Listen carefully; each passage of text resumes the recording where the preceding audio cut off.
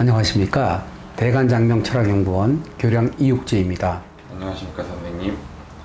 선생님, 출산 태기를 정했는데 다른 날에 태어난다면 사주가 바뀔 수도 있나요?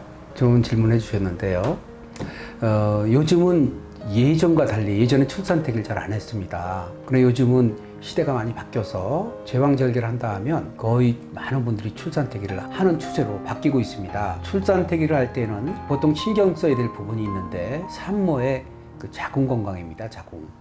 자궁이 튼튼한 사람들이 있고 자궁이 좀 약한 사람들이 있습니다. 사주에 성질이 급한 사람들이 있습니다. 아주 생각이 많은 사람들이 있습니다. 이런 경우는 계획된 출산이 좀 어려운 경우 있어서 그런 걸 살펴서 출산 태기를 해줘야 나중에 태기를 해놓고 후회 안 할 수 있는데, 보통 태기를 해서 정상적으로 낳는 태길 날짜에 낳는 경우가 한 90% 정도 되고요. 90%에서 95% 정도 되는 것 같아요. 한 5% 정도는 그 날짜에 못 나는 경우가 있는데, 그게 아까 앞선 사례 있죠. 자궁 건강이 약화되든지, 그 다음에 첫 번째냐 두 번째냐 출산이냐 경산이냐에 따라서 날짜가 좀 달라집니다. 그래서 경산 같은 경우는 좀 빨리 나올 수 있어요.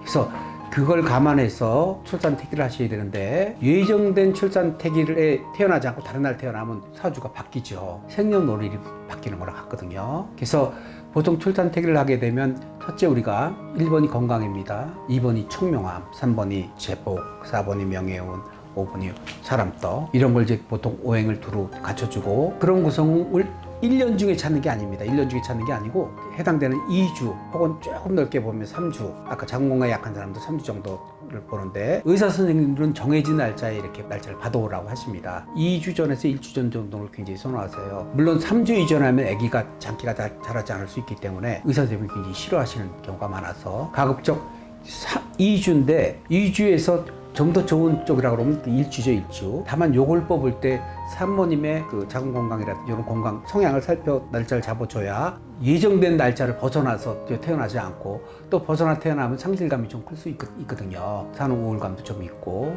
물론 성격 전문 같은 경우 그런 일이 없는데, 그럴 수 있어서 출산 태기를 한다 하면 내가 좀 빨리 나올 수 있나, 혹은 나는 참 기다릴 수 있어, 이런 본인들이 어느 정도 알거든요. 이런 걸 조율을 해서 날짜를 잡는 것이 좋고, 그래야 사주가 바뀌어서 당황하지 않거든요. 그 사주라는 것은 아까 말씀드린 오행을 살펴 넣어보면 정체성이 나오죠. 정체성. 날짜에 따라서 인물도 바뀌어집니다. 엄마 아빠가 미인이라도, 미남이라도 아기가 미남 아닌 경우 있어요. 반대로 엄마 아빠는 조금 덜 미남이라도 아기는 아주 예쁘게 나올 수 있거든요. 그런 차이가 그런 날짜에 따라서 미세하게 바뀌는 부분들이 있으니까, 이왕 출산 태기를 하신다 하시면 신뢰받는 곳에서 이렇게 정확한 상담을 받고, 이 날이 좋아요 이렇게 받는 거는 의미가 없고, 설명을 좀 들으셔야 됩니다. 이런 날에 태어나면 어떤 성향이 있고, 이런 날 태어나면 어떤 성향이 있고, 어떤 성향이 있고, 전체적인 판단을 받은 다음에 그런 정보를 가지고 이렇게 결정을 하는 것이, 아까 사주가 바뀐다, 바뀌면 어떡하느냐,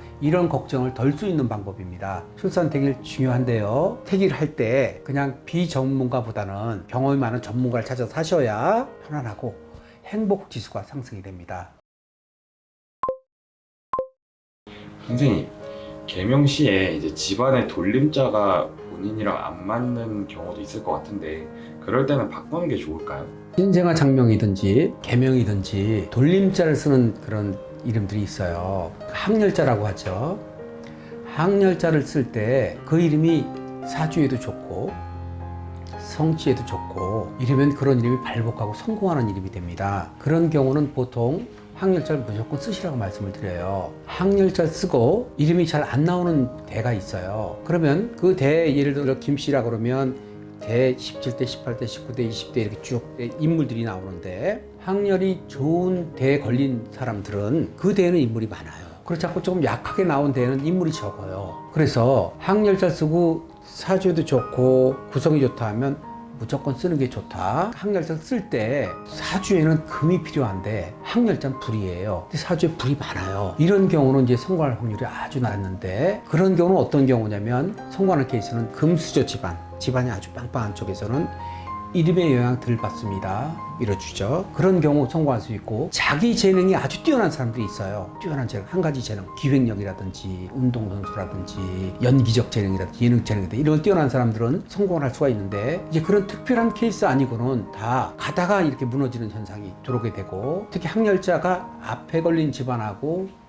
뒤에 걸린 집안하고 나눠져 있어요. 그냥 그 집안대에서는 앞에만 계속 쓰는 집안이 있고요. 한 대에서는 앞에 쓰고 한 대는 뒤에 쓰고 이렇게 걸리는 경우가 있는데, 중년 불안이 들어가게 되고, 뒤에 쓰는 경우는 초년 불안이 있게 되니까, 불안이라는 건 뭐냐면 주거의 변동, 직업의 변동, 가정의 변동, 이런 변동이 자꾸 있게 돼요. 안정감이 없어지는 거죠. 그러면 꾸준하게 정진해야 될 텐데 그런 변동이 있게 되면 발전이 되는 게 아니에요. 좋았다 나빴다 좋은 게 아니거든요. 평이해지는 거거든요. 이런 현상이 나오니까 어떤 방법을 쓰냐면, 항열자는 족보에만 쓰는 거예요. 실제로 호적상 쓰는 이름은 사주에 좋은 이름을 쓰는데, 이 한 20년 전만 해도 그게 안 됐습니다.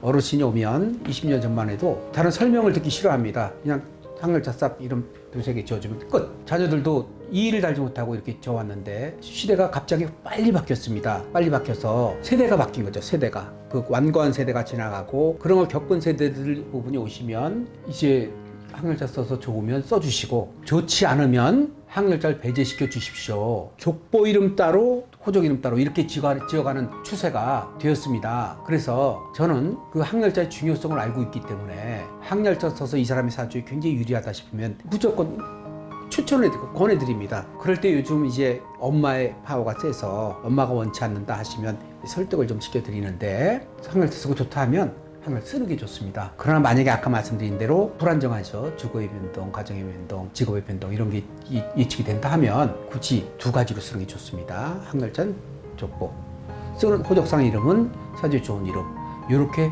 추천해드리고 있습니다. 선생님, 집안에서 개명하는 걸 반대를 해가지고 밖에서만 쓰는 이제 예명 같은 걸 따로 만들어서 쓰는 건 어떻게 생각하시나요? 바람직하다고 볼 수 있죠. 이제 이름을 바꿔 쓴다는 것은 어떠한 형태든 변화가 있습니다. 그래서 좋은 이름으로 예명을 쓴다는 것은 좋은 방법이고요. 다만 호적상 바꾸라고 말씀드리는 것은, 예명만 쓰고 호적상 이름이 바뀌지 않으면 자기의 오는 복이 약간 경감이 되니까, 왜냐면 이름은 불려지면서 생기는 힘들이 있거든요. 그걸 우리가 영동력이라고 하고, 혹은 기와 에너지, 플라시보 현상 이렇게 표현할 수가 있는데, 호적상 이름이 바뀌게 되면 이름이 많이 쓰여지게 됩니다. 예를 들어 고지서라든지 관공서, 은행, 내가 안 쓰고 있는 사이도 이름은 계속 써지거든요. 그런데 예명회 같은 경우는 누군가 불러주지 않고 자신이 불러주지 않으면 아무래도 덜 불려지거든요. 그러면 발복의 속도가 적어서, 저 같은 경우는 개명을 하면 꼭 설명을 드립니다. 자기가 먼저 이렇게 이름을 부르는 방식이 있습니다. 한 번에 10번씩 부르고, 이걸로 아침에 8번, 저녁에 150번 해서 한 100일 정도 불러주면 15,000번 정도 부르는데, 그 가족들이 또 이렇게 불러주면 그 몇만 번, 10만 번 이상 넘어가게 되거든요. 그러면 이제 발복의 기운이 오는데, 그런 기운을 가지면서 이제 그 개명 때를 기다리는데, 집안에 그 어르신들이 완고하시다 하면 자기 입장이 나쁘거든요. 그럴 때는 이제 기다리는 것이 방법입니다. 완고한 분들이 시간 지나면 이렇게 힘이 없어지시거든요. 돌아가시거나 힘이 없어지거나, 이렇게 때를 기다려서 법적 개명을 해서 쓰시는 거지, 두 번째 방법이니까. 그렇지 않고 부모님 반대로 인해서 내가 예명까지 안 쓴다면 그것은 좀 더 유리하지 않겠죠. 만약에 부모님 반대라든지 어떤 사정이 있어서 쓴다 하면 예명을 쓰는 게 힘이 되고, 그럴 때 예명을 쓸 때 많이 쓰는 방법, 예를 들어서 목걸이 이름을 새기든지 반지 이름을 새기든지 수저 이름을 새기든지 여러 가지 방법이 있는데, 우리나라에서는 이제 주로 중국에서 귀화 전에 교포분들이, 중국의 이름들은 보통 뜻으로 많이 짓거든요. 연화, 예쁜 이름, 뜻의 예쁜 이름 많이 쓰는데, 한국하고는 장명하는 방식이 완전히 틀려서 그분들이 이제 한국에 오면 당황을 하세요. 그러나 이제 중국엔 법적 개명이 굉장히 어렵거든요. 예명을 많이 쓰시거든요. 그래서 예명을 많이 쓰고 좋아진 사례는 제가 많이 듣고 있거든요. 다만 좀 더 좋은 기운을 받으라고 하는 뜻에서 법적 개명을 꼭 하십시오 이렇게 말씀드리는 거거든요. 개명이 여의치 않으시다 하면 예명을 많이 쓰는 방법을 찾고, 그렇게 해서 많이 쓰여지는 것이 차선의 좋은 방법이니, 본인이 이름이 불만이 있다 하면 부모님 반대에 부딪혀서 고민하지 마시고 좋은 일을 만들어 놓고 때를 기다려서 쓰시면 좋겠고, 우리 인생이 이렇게 기복이 있습니다. 굴곡이죠. 좋았다 나빴다 이런 길복. 거치면서 내가 지금 때가 조금 안 좋으니까 개명도 못하고 하지만 내 때가 올 때가 있거든요. 그럴 때 부적 개명을 하면 튀어진 길로 갈 수 있으니까 기다리면서 쓰는 그런 처세를 하시면 좋겠네요.